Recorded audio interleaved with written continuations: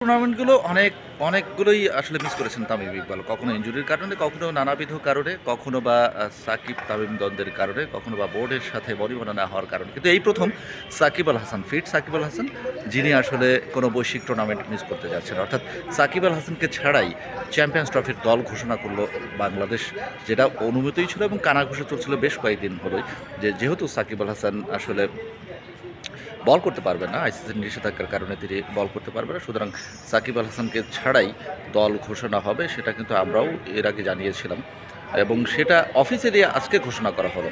এবং সব হিসাব নিকাশ করে যেটা দেখা গেল, এর আগে সাকিব আল হাসান কখনো বা ইনজুরির কারণে এশিয়া কাপের মাঝপথ থেকে খেলা বাদ দিয়েছেন, কখনো বা ইনজুরির কারণে যেতে পারেননি, এরকম ঘটনা ঘটেছে দুই একটা। কিন্তু কোনো বৈশ্বিক টুর্নামেন্টে সাকিব আল হাসানের স্কোয়াডে সাকিব আল হাসানের নাম নেই, এবারই প্রথম।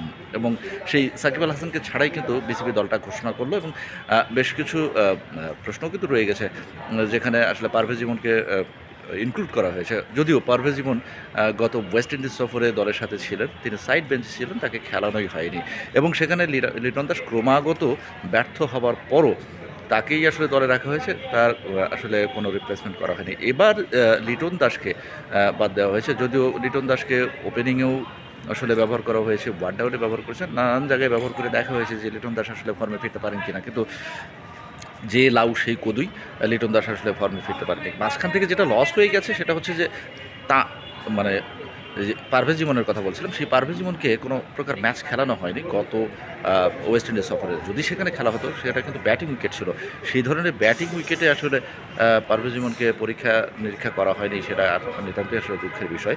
প্রশ্ন করা হয়েছিল প্রধান নির্বাচককে, আসলে লিটন ক্রমাগত ব্যর্থ হওয়ার পরও কেন ওয়েস্ট ইন্ডিজ সফরে তাকে ব্যবহার করা হয়েছে বা দলে রাখা হয়েছে, পারভেজ ইমনকে কেন রাখা হয়নি।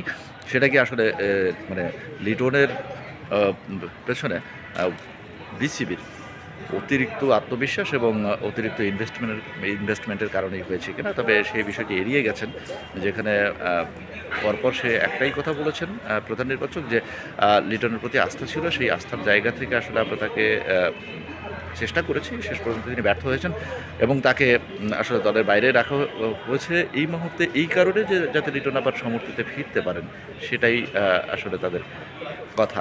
তবে দিন শেষে কিন্তু ওই একটা কথাই বেশ চাউর হয়ে বেড়াচ্ছে, যে এই প্রথম কোনো বৈশ্বিক টুর্নামেন্টে সাকিব আল হাসানকে ছাড়াই দল ঘোষণা করলো বিসিবি।